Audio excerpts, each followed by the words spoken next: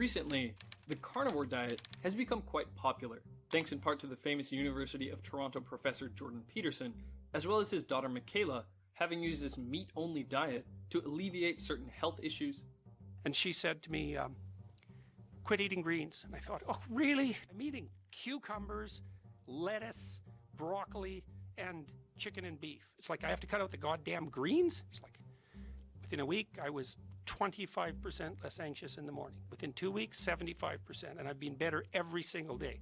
Disclaimer number 2. I am not recommending this to anyone. Needless to say, this diet steps on a lot of toes, especially if you happen to advocate for a plant-based diet. Even if you're on a low-carb or keto diet, this might sound extreme considering you can't even have avocados or macadamia nuts. Dr. Sean Baker, a big carnivore diet advocate, has been on the diet for about 7 years and runs a website called meatheals.com. As of August the 26th, 99 people have shared their stories of how they improved their health by eating only meat, healing things like depression, various gut issues, and rheumatoid arthritis. With 77 of them experiencing weight loss, 61 of them commenting on improved mood, and 31 people seeing improvements in their skin. And there are plenty more stories to be found elsewhere on the internet. So, whatever diet camp you happen to be in, investigating why this diet seems to help people could provide some useful information that you may apply to your own diet, even if you have no intention of eating a bunch of meat. In this video, we'll look at nutrients, fiber, and why a lack of plants may help some people.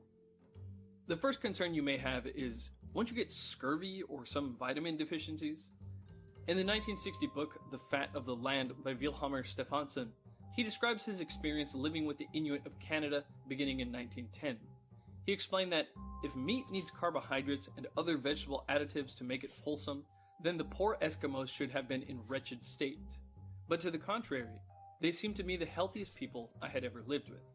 He also said that the Inuit remained completely scurvy-free, except for a few who worked for white men and ate their food. First of all, certain animal parts like the liver do contain vitamin C, so you could simply eat some of the liver, or if you're more adventurous, the adrenal gland, brain, and spinal cord of animals are high in vitamin C. But it seems that some of the recent advocates of the carnivore diet are scurvy-free and doing just fine while rarely consuming organ meats. It was discovered by Birch and Dan in 1953 that even the skeletal, cardiac, and smooth muscle of animal meat contains vitamin C. But that's somehow been forgotten. However, is this small amount enough? An interesting thing to consider is that your body works differently on this type of diet. Because glucose, carbohydrate, and vitamin C are structured similarly, they actually compete for glucose transporters. So too much glucose can inhibit vitamin C transport. Simply put, the less glucose you consume, the more efficiently you can utilize vitamin C. So the less vitamin C you require. The near zero carb nature of the carnivore diet should help people maintain proper levels of other nutrients as well. This paper, looking at 50 people doing a Paleolithic ketogenic diet, found that all but one person had adequate levels of magnesium without supplementation. Considering up to 50% of Americans are magnesium deficient, this is significant. The study also found that the lower people's glucose, the better their magnesium levels. Other studies have found glucose to lower levels of plasma potassium, so the carnivore diet should also help maintain good potassium levels. Here's a sample day of carnivore eating: beef, beef liver, egg yolks, Gouda cheese, and clams. I'm not saying this is the ideal mix of foods, but it will easily cover pretty much all of your recommended daily intakes. Magnesium and potassium seem pretty low, but as I just mentioned, the nature of the carnivore diet should have you doing fine on the relatively low dietary levels of magnesium and potassium. And we'll get to fiber in a minute, but insoluble fiber can bind to magnesium, so the lack of fiber in this diet can actually help with magnesium status. Nonetheless, if you experience cramping after the adaptation period, you might want to supplement these minerals or get your levels checked. Also, 70 grams of salmon roe or just 2 teaspoons of cod liver oil will easily cover vitamin E and D and boost your vitamin A. If you don't want dairy in your diet, you can get more vitamin K2 from grass-fed beef tallow. And you'd want to make sure to supplement in more fat from tallow or bone marrow anyway. Also, I would really recommend wild-caught or pasture-raised animals eating a natural, nourishing diet, and be wary of fish oil oxidation. But wait a minute, thiamine is looking a little low at just 54% of the RDI. This brings us to another example of more efficient usage of nutrients on this diet. As Dr. Chris Masterjohn explains in this video of his, burning carbohydrate for energy requires twice as much thiamine as fat. So you can expect your requirements for thiamine to be drastically lower and easier to meet on this diet. The next concern you may have about this diet is whether you could actually make any progress on the toilet. After all, it's common knowledge that fiber is necessary for preventing constipation. And people have been frightened by the ill effects of constipation for literally thousands of years. A paper by James Wharton states that as far back as the 16th century BC, an Egyptian pharmaceutical papyrus, the Ebers Papyrus, explains that constipation could lead to the poisoning of the body by material released from the decomposing waste in the intestines. This theoretical condition was called auto-intoxication, and it influenced medicine for more than 3 millennia.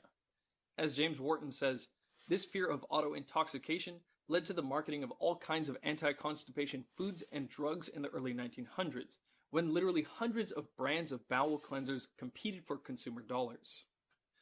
But jump forward to 2011, despite bowel irregularity occurring in 15% of adults and 9% of children, this preface to Best Practice in Research Clinical Gastroenterology says, our understanding of the pathophysiology of constipation, both in pediatric and adult populations, remains primitive. But I thought the cure for constipation was obvious. The makers of bran cereal have been telling us with their television commercials starting in the 1950s to just chuck some fiber down there. Kellogg's Cracklin' Bran, high fiber, good taste. It helps keep you fit inside. Fit inside. Try this. Colon blow. Sounds delicious. Nutrition experts recommend increasing your dietary fiber intake as a drug-free way to promote regularity. A few weeks ago, I was having problems staying regular. But is fiber really the answer? When we have a look at the current governmental advice, they consider that fibre is the best available treatment for constipation. But this opinion doesn't bear scientific scrutiny. Dr. Paul Mason presents here a case-controlled study that looks at 63 patients with constipation, and high and low fiber diets were compared in them. And this also included a zero-fibre diet that required the complete cessation of all vegetables, cereals, fruits, and rice. As we can see, people experience worsened symptoms on a high-fiber diet. Then, on a reduced fiber diet, people experienced a modest reduction in symptoms. So the question is, what happened to those on the zero-fiber diet? This is not a mistake. I didn't just forget to put something in the slide there. Not one patient on the zero-fibre diet had any symptoms, and these findings were highly statistically significant, highly. Every single person in the low zero-fibre group ended up having one bowel action per day, every day. Those on the high-fibre group, one bowel action on average every 6.83 days. Now, herbivores eat a huge amount of fiber without getting constipated, but their digestive tract is designed for this. They generally have much bigger cecums for fermenting the fiber. And for some people, fiber may seem to help get things going, but it also increases your need to have bowel movements, as you've added more indigestible material that needs to be expelled. This might not be enough for you to challenge fiber's rule over the bowel, so I recommend watching the full talk by Dr. Paul Mason, or reading the book Fiber Menace by Konstantin Monastyrsky. Now, at this point, you may be worried about the gut microbiome. Wouldn't cutting out fiber kill off all our good bacteria? Not necessarily. Bacteria have specific conditions for their growth. Some prefer oxygen, some don't. Some like fiber, some don't, and so on. This study found that Canadian Arctic Inuit still maintain a diverse microbiome, but they do have lower diversity in the Prevotella bacteria. Prevotella has been shown to improve glucose metabolism, meaning their diet may worsen their glucose metabolism a bit, but remember, they hardly consume any glucose in the first place. And Prevotella is actually linked to chronic inflammatory conditions, such as arthritis.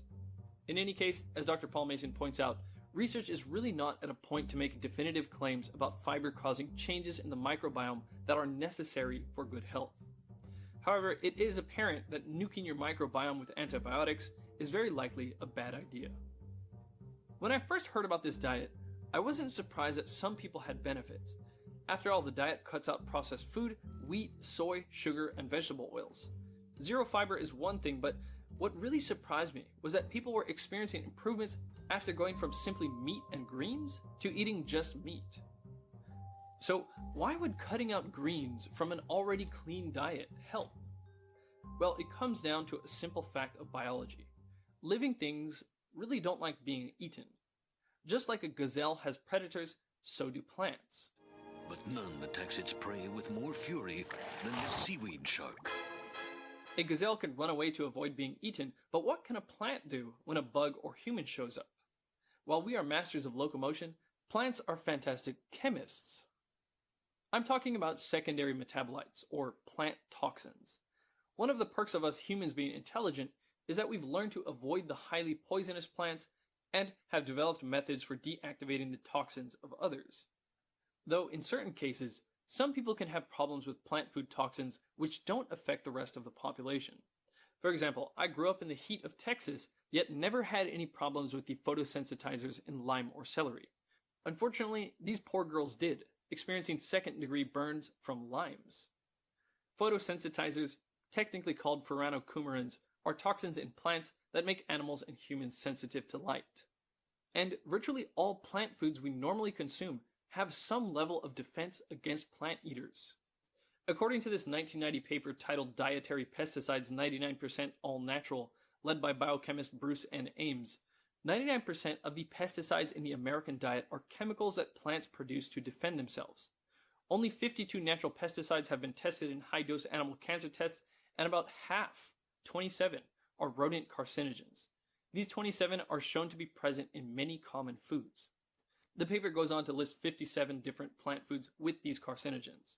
And Table 1 identifies 49 natural pesticides and metabolites found in cabbage alone. Now, before it sounds like I'm saying shopping in the produce section is slowly killing you, let me point out that we're not rats and hormesis has to be taken into account. Hormesis is essentially the concept of a good stress, that is, the dose makes the poison, or what harms me in the right way and not too much makes me stronger. For example, just like you or me, broccoli really doesn't like to be chewed on. So when broccoli is cut or chomped on, glucoraphanin in the broccoli is activated through an enzyme myrosinase to form an isothiocyanate, a toxin called sulforaphane. This molecule is designed to kill small living creatures, but for us it can be good. It's a mild stress that our bodies gear up for, and the end result is we wind up stronger. Dr. Rhonda Patrick has an extensive video explaining the vast and impressive potential benefits of this compound, everything from preventing cancers, ameliorating existing cancers, to lowering inflammation and preventing cognitive decline. But we can't say all the defense mechanisms of every plant food result in a hormetic effect for everyone. This table, from a presentation done by Dr. Mayalan Fontes, shows a couple different types of bioactive plant compounds that can be damaging. One is the anti-nutrient phytic acid, or phytates, which come from grains, nuts, and legumes, and bind to nutrients like calcium, iron, potassium, magnesium, manganese, and zinc, making them less absorbable.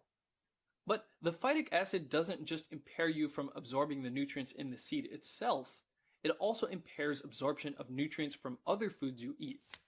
For example, as this study found, when you consume zinc-rich oysters with black beans, you'll absorb about half of that zinc.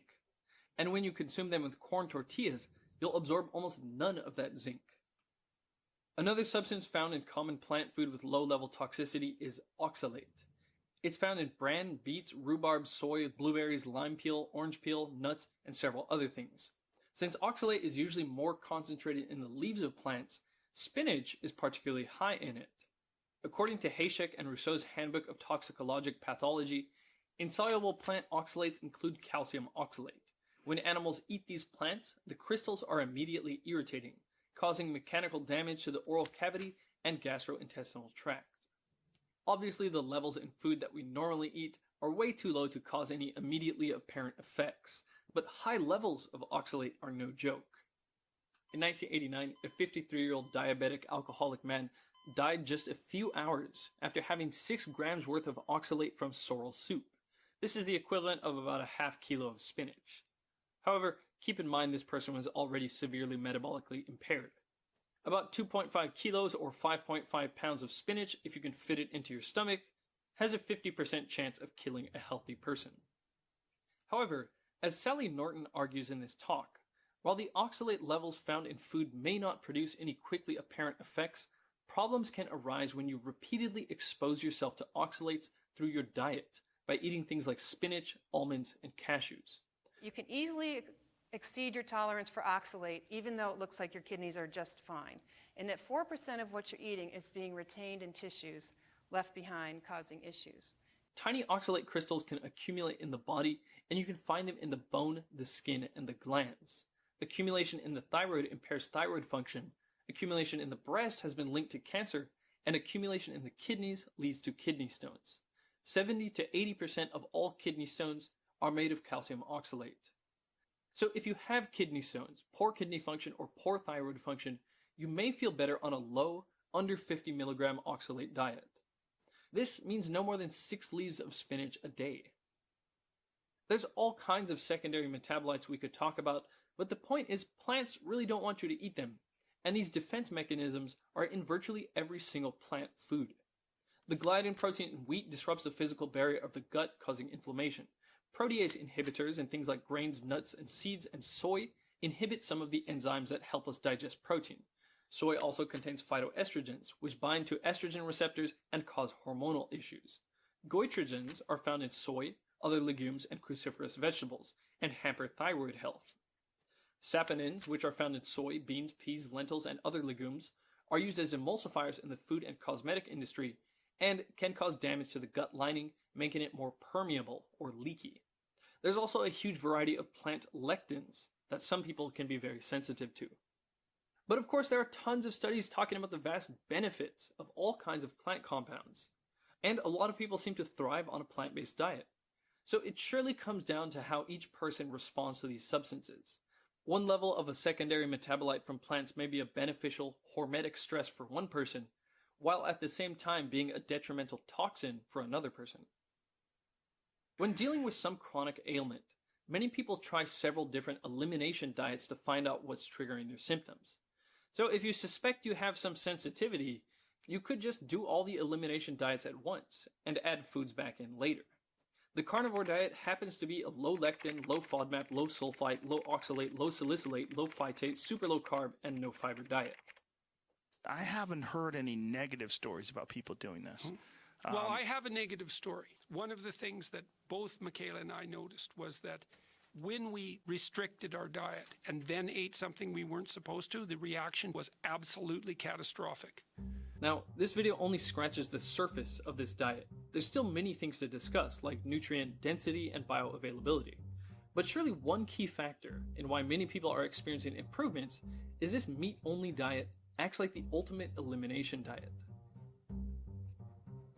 This video was sponsored by Brilliant, which is a great resource for those of you interested in physics, math, or want to get started in computer science. These math-related subjects can really be a source of anxiety for many people, so much so that a 2012 study found that math anxiety is a lot like physical pain to the brain. Yet, Brilliant has somehow managed to make learning these subjects feel less like I'm Miles Teller in the movie Whiplash, and more like I'm just enjoying a puzzle. Brilliant is a website about problem solving that teaches you to think critically, logically, and mathematically. There are all kinds of topics broken up into bite-sized concepts with challenging quizzes to get you to apply the knowledge you just picked up. And the quizzes are actually challenging and get you thinking. It was really rewarding to have to stop and wrap my head around the wiki they have to figure out the answer to this question in the computational biology course. As you go from course to course and move from the foundational level to the advanced level, you'll develop more and more confidence in thinking in a way that daily life doesn't usually require. To support this channel and learn more about Brilliant, go to brilliant.org/WIL and sign up for free. And the first 200 people that go to that link will get 20% off the annual premium subscription.